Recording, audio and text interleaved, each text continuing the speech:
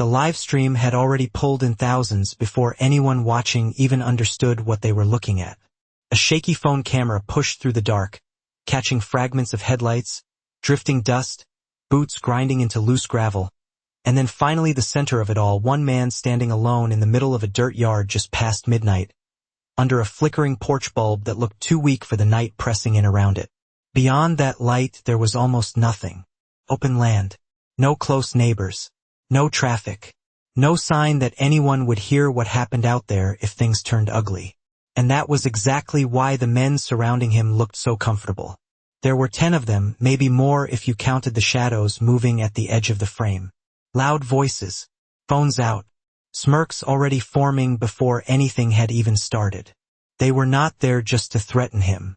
They were there to turn him into entertainment. You could hear it in the tone, in the way one of them laughed into the live stream and said, "You ever see a man stay this calm when 10 guys are pointing cameras at his face?" The chat loved that line. Comments poured in faster than the screen could hold them. "He's done. Old man's finished. This is gonna be bad. Get him on his knees." The man in the center didn't respond. Ethan Cole stood in worn denim and dusty boots, shoulders loose, hands at his sides, not frozen, not panicked, not trying to talk his way out of anything. That was the first thing that felt wrong about him.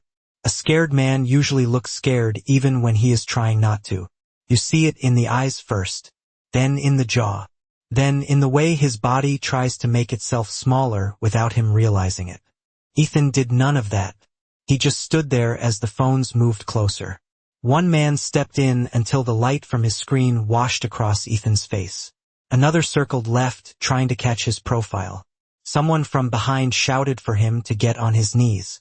Someone else laughed and repeated it louder for the stream, like the line would land harder the second time. The whole scene had the energy of people who believed the ending was already decided. And then Ethan lifted his eyes. Not quickly, not dramatically, just enough to look through the phone in front of him, as though the man holding it wasn't important enough to focus on directly. When he finally spoke, his voice was low and steady. "You should all head out." For half a second, the noise broke. It was subtle, almost too brief to notice. But it happened. The line did not fit the role they had assigned him. Sounded too calm, too level. Not defiant in the way they expected. Not pleading either. It sounded like a warning delivered by someone who had already measured the room and knew exactly where every person in it stood. Then the laughter hit. Louder than before. Meaner now because they were trying to crush that brief, strange pause before anyone else could feel it too. "You hear this guy?" One of them shouted into the camera. "Man thinks he's giving orders." The comments surged again. "No way, he just said that. He's bluffing. He's trying to act tough." But buried under the flood, one line appeared and disappeared so quickly most people watching probably missed it. "Wait. Something's off about him." The man closest to Ethan waved a hand inches from his face, trying to force a reaction. The camera moved in tighter. Everyone expected the same thing. A flinch, a blink, a step backward, something human and immediate that would confirm the balance of power they were all pretending was obvious. It never came. Ethan didn't flinch, didn't blink hard, didn't tighten. He only shifted his weight. That was all. Tiny adjustment. Barely more than a settling of his boots into the dirt. But the man in front of him stepped back. Not by much, just a half step.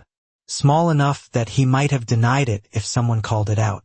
Small enough that he probably didn't even realize he had done it until the guy behind him laughed and said, "Yo, why'd you move?"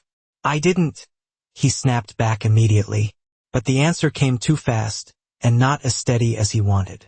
Because somewhere under all the noise, his body had already felt something his mind had not caught up with yet.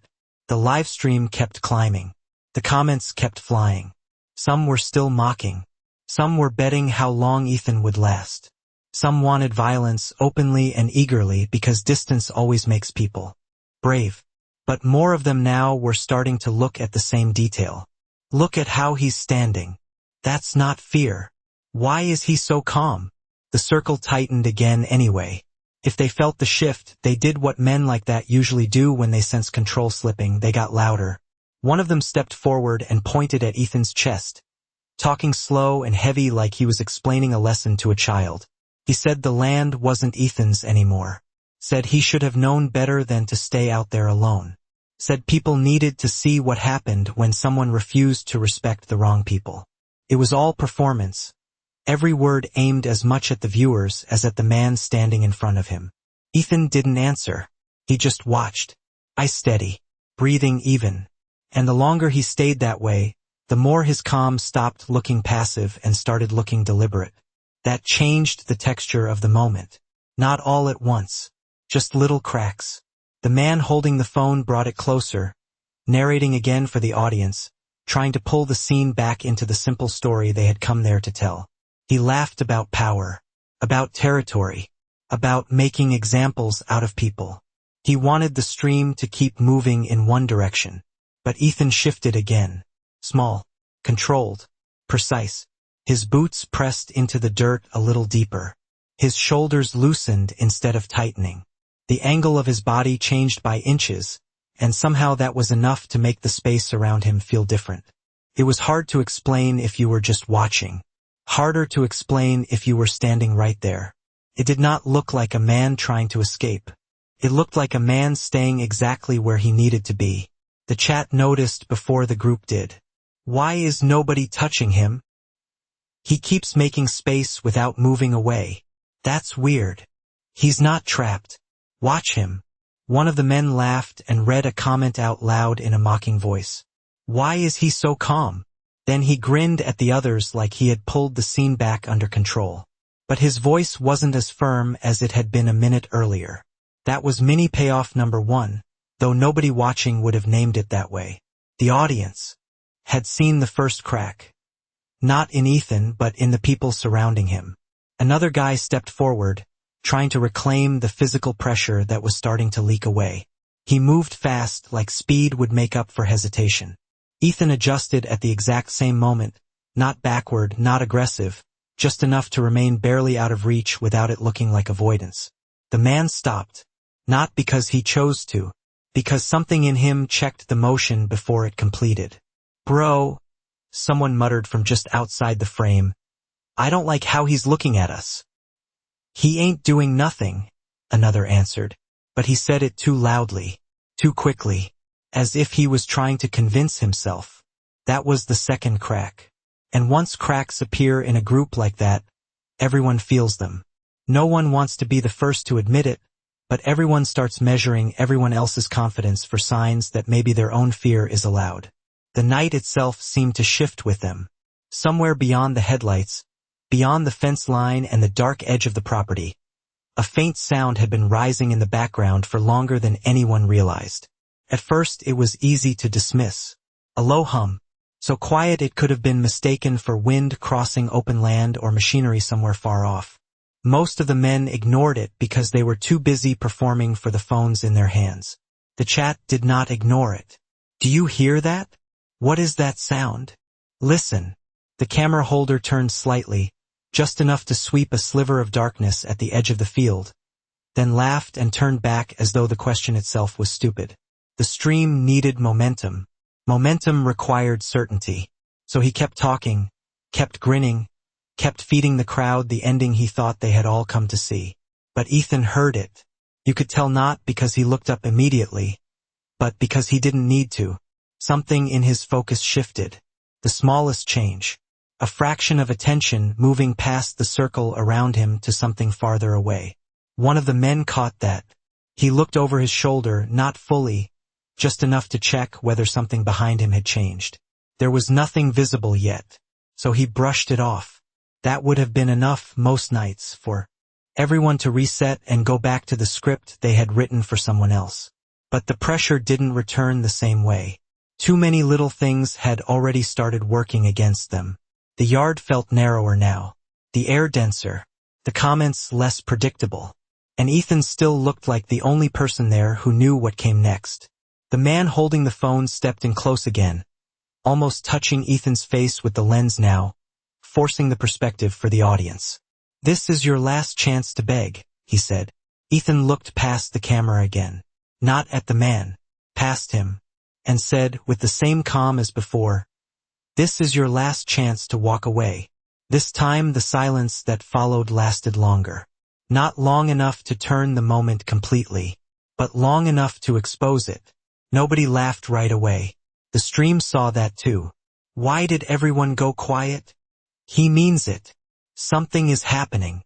Then the laughter returned, but it was wrong now. Forced. A little too loud.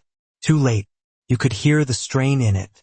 And over that laughter, the sound in the distance grew clearer. No longer just a hum. Something mechanical. Steady. Approaching.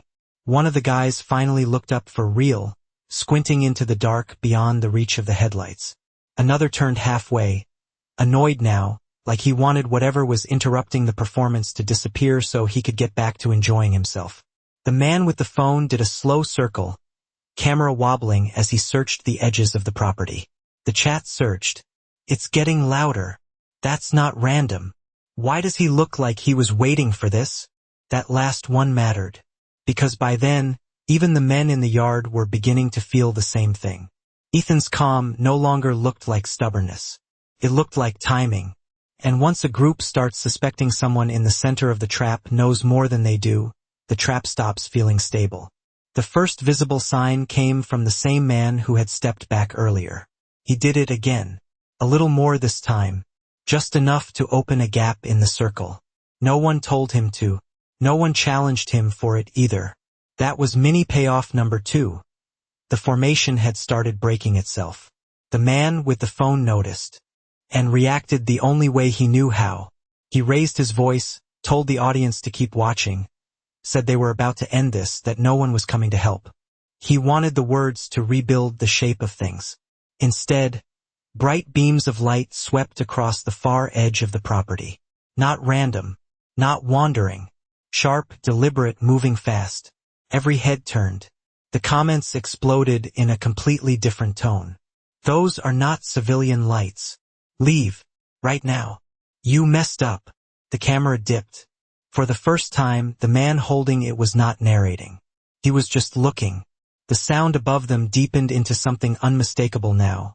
Rotor blades, close enough that the air itself seemed to vibrate. Dust shifted across the yard. Loose gravel trembled under boots. Somewhere beyond the field line, engines rolled in, low and controlled. Not roaring, not frantic, just inevitable. No one laughed. No one needed to be told that the moment had changed.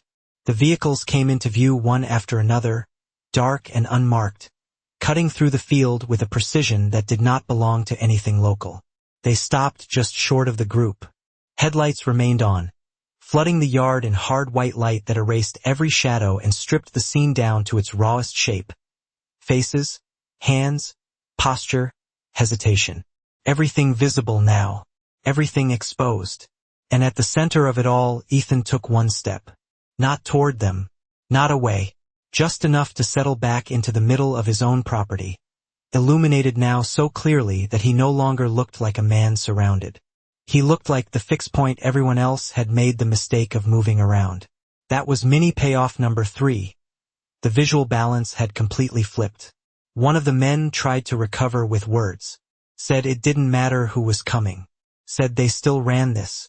But the sentence died as it left his mouth. Too thin. Too late. Even he did not believe it. The lead vehicle door opened. A man stepped out into the light. Everything about him suggested control before he said a word. The economy of motion, the single sweep of his eyes over the scene, the way he did not waste even half a second looking twice at anything.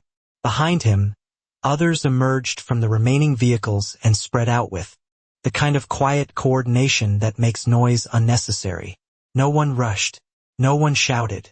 That calm hit harder than aggression would have. The group that had come there to dominate now stood in uneven silence, watching a different kind of power enter the yard and reorganize the entire space without seeming to try. The live stream kept running. The chat had abandoned mockery almost completely. "This is real. Turn that stream off. You are in serious trouble. Why are they ignoring the guys with the phones?" Because that was the detail no one could miss now. The men stepping out of those vehicles did not care about the live stream. Did not care about the performance. Their attention moved past the group immediately and settled where it belonged. On Ethan. The man from the lead vehicle walked straight toward him. Not even a glance for the men who had been shouting. That alone was enough to change the entire emotional geometry of the scene. It announced, without saying anything, who mattered and who never did. He stopped a few feet in front of Ethan and gave a short nod. Not exaggerated. Not ceremonial. Just respectful. The kind of gesture that lands harder than drama because it comes from recognition, not display. The chat froze for a second, then erupted. Why did he nod? Who is this guy? That's not just some farmer. One of the men from the group finally found his voice again. Lower now. Smaller. Who are you people? No one answered him. Not because they hadn't heard. Because the question no longer mattered. The man in front of Ethan let the silence settle, then said in a calm, clear voice that carried across the yard without needing volume, "Sir, we're here." The word hit like a physical thing. Sir. Everything collapsed inside that one word. The group heard it. The livestream heard it. The audience heard the respect inside it immediately. The lack of surprise, the assumption of prior knowledge, the certainty that Ethan had not been misread by these new arrivals even for a second. Confusion moved through the men in the yard almost visibly now. One shook his head as if he had misheard. Another stared at Ethan the way people look at a photo that suddenly rearranges itself into a different image once the right detail becomes visible. The man with the phone raised it. Again, but now his hands were not steady, and the camera could not hide that. Ethan finally answered. You took your time. No frustration. No relief. No anger. Just the kind of dry, measured response that made it sound as though the arrival had happened on schedule, not by rescue. That changed the feeling again. He had not been enduring the situation. He had been timing it. And that realization spread faster than any direct explanation could have. The chat started building the truth before anyone in the yard could fully speak it. Search the name. Former military? Special operations? You guys picked the wrong man. One comment stayed pinned in the flow longer than the rest because everyone suddenly wanted it answered. That is not a farmer. Who is Ethan Cole? The man beside Ethan turned just enough to signal the others behind him, and they adjusted instantly, tightening their positions around the yard. Not aggressively, not theatrically, just efficiently. Radios crackled in low tones. Perimeter established. Angles covered. No wasted movement anywhere. One of the louder men from earlier tried to step forward and demand answers, but he stopped halfway because no one, not the arrivals, not his own group, not even the camera anymore, was giving him the role he thought he still had. His momentum died in the open. That was mini payoff number 4. The men who came there to define the scene had become irrelevant inside it. Then the man standing near Ethan said it out loud. That is Sergeant Ethan Cole. The name hung there. Rank first. Name second. That order mattered. Because now Ethan was not just a man they had misjudged. He was a man with structure behind him. History. Training. A life they had never even considered while they were busy turning his yard into a stage. The live stream detonated. That's real. Look him up. This just got serious. They really cornered the wrong person. The man with the phone stared at the comments as if they had betrayed him. Until that moment, the audience had been part of the performance. Now the audience had become witness. And witness is much more dangerous than entertainment. The men in the yard started stepping back without being told. One. Then another. Then all at once in uneven pieces. Their earlier confidence had nowhere left to stand. Everything supporting it had been stripped away, the location, the numbers, the cameras, the belief that isolation belonged to them. It all meant something different now. This was not a quiet farm where no one would come. It was a place where they had arrived without understanding who already belonged there. Ethan turned his head slightly and looked at them again. No anger in it. That somehow made it worse. If he had been furious, they could have understood the emotion. If he had shouted, they could have organized themselves against the noise. But he looked at them with a calm certainty that made them seem much smaller than any threat could have. When he spoke, he did not raise his voice. I gave you a chance. That line landed harder than everything else because everyone remembered it. The warning, the laughter, the dismissal, the moment when leaving had still been an option and they had turned it into a joke. Now the memory came back carrying consequence. The radios kept murmuring. Instructions began moving through the yard in low, calm tones. No one resisted. The arrivals did not need force because by then force was not the point. The point was inevitability. One man was guided toward the edge of the property. Another was told where to stand. The man with the phone lowered it completely, though the stream was still running, still broadcasting the unraveling to thousands of people who had signed on expecting humiliation and stayed long enough to watch a reversal so complete it made the first half of the night look childish. The chat had become cold now. It's over. Don't say another word. Just leave if they let you. This is accountability. No one in the group argued with the comments anymore. No one seemed interested in being seen. That was the final payoff. They had arrived to create spectacle and ended up trapped inside one they could not control. Through all of it, Ethan's posture never changed in any dramatic way. No triumphant grin. No speech. No need to prove that he had been right. The porch light behind him still flickered the way it had at the beginning, absurdly ordinary against everything else that had unfolded. That detail mattered because it made the whole scene feel less like an action movie and more like a correction. The world returning to its proper shape after. A group of loud men had mistaken noise for power. At last Ethan turned toward the house. Slowly, unhurried, boots pressing into the same dirt where he had stood from the start. He did not look back. That was the image that stayed with people watching long after the stream finally cut. Not the vehicles. Not the lights.